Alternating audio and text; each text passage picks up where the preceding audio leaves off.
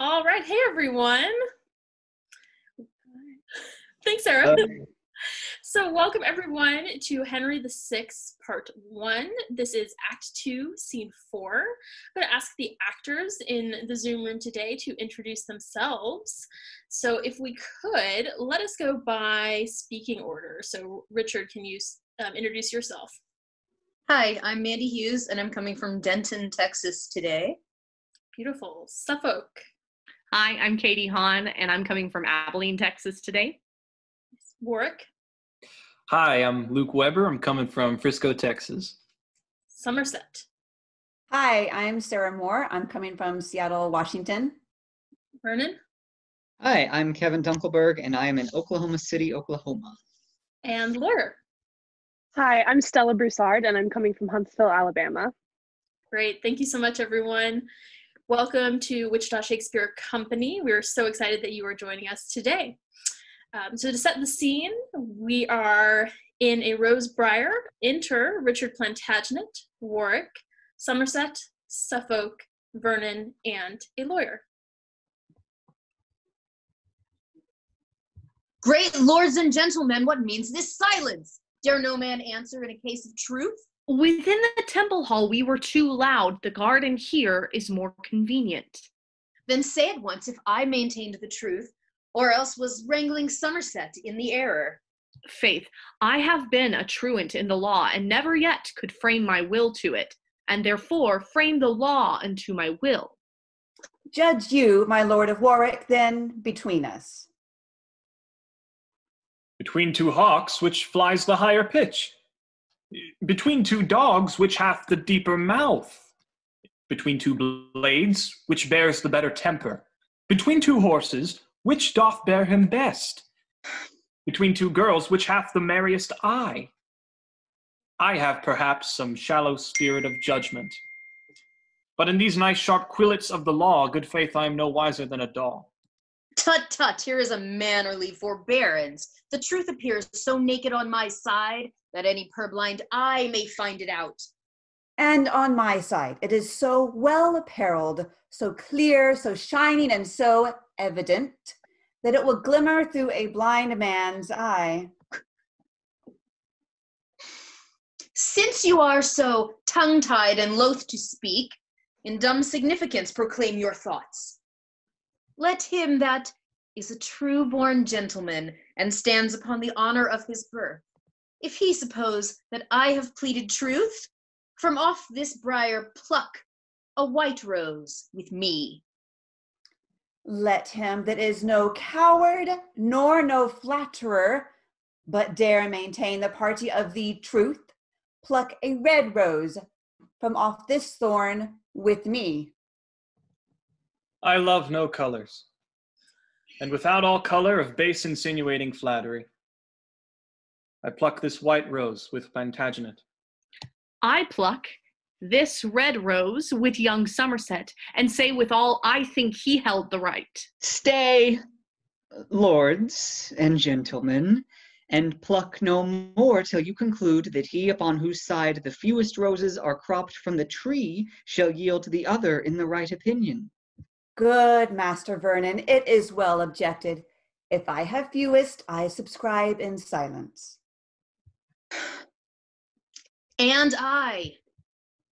Then, for the truth and plainness of the case,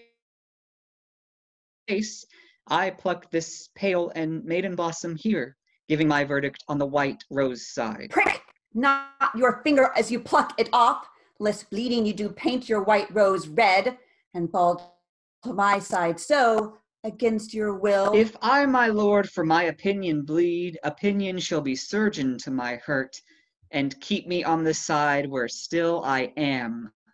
Well, come on, who else? Unless my study and my books be false, the argument you held was wrong in you, in sign whereof I pluck a white rose too. Now, Somerset, where is your argument? Here in my scabbard, mediating that shall dye your white rose in a bloody red. Meantime, your cheeks do counterfeit our roses, for pale they look with fear, as witnessing the truth on our side. No, Plantagenet, 'tis not fear, but anger, that thy cheeks blush for pure shame to counterfeit our roses, and yet thy tongue will not confess thy error.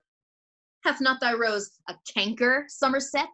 Hath not thy rose a thorn, Plantagenet? Aye, sharp and piercing to maintain his truth, whilst thy consuming canker eats his falsehood. Well, I'll find friends to wear my bleeding roses that shall maintain what I have said is true, where false Plantagenet dares not be seen. Now, by this maiden blossom in my hand, I scorn thee and thy fashion, peevish boy. Turn not thy scorns this way, Plantagenet. Proud Pole I will, and scorn both him and thee. I'll turn my part thereof into thy throat. Away, away, good William de la Pole. We grace the yeoman by conversing Now with him. by God's will thou wrong'st him, Somerset. His grandfather was Lionel Duke of Clarence, third son to the third Edward, King of England. Spring crestless yeoman from so deep a root. He bears him on the place's privilege, or durst not for his craven heart say thus. By him that made me, I'll maintain my words on any plot of ground in Christendom. Was not thy father Richard, Earl of Cambridge, for treason executed in our late king's days? And by his treason standest not thou attainted, corrupted, and exempt from ancient gentry? Trasses yet live guilty in thy blood, and till thou be restored, thou art a yeoman. My father was attached, not attainted, condemned to die for treason, but no traitor, and that I'll prove on better men than Somerset, were growing time once ripened to my will. For your partaker Pole, and you yourself, I'll note you in my book of memory, to scourge you for this apprehension. Look to it well, and say you are well warned. Ah, thou shalt find us ready for thee still, and know us by these colors for thy foes, for these my friends in spite of thee shall wear. And by my soul, this pale and angry rose, as cognizance of my blood-drinking hate, will I forever and my faction wear, until it wither with me to my grave, or flourish to the height of my degree. Go forward and be choked with thy ambition. And so farewell until I meet thee next. Have with thee, Pole. Farewell, ambitious Richard. Oh, how I am braved and must perforce endure it! This blot that they object against your house shall be wiped out in the next Parliament. Called for the truce of Winchester and Gloucester, and if thou be not then created York, I will not live to be accounted Warwick. Meantime, in signal of my love to thee, against proud Somerset and William Pole, will I upon thy party wear this rose. And here I prophesy this brawl today, grown to this faction in the temple garden,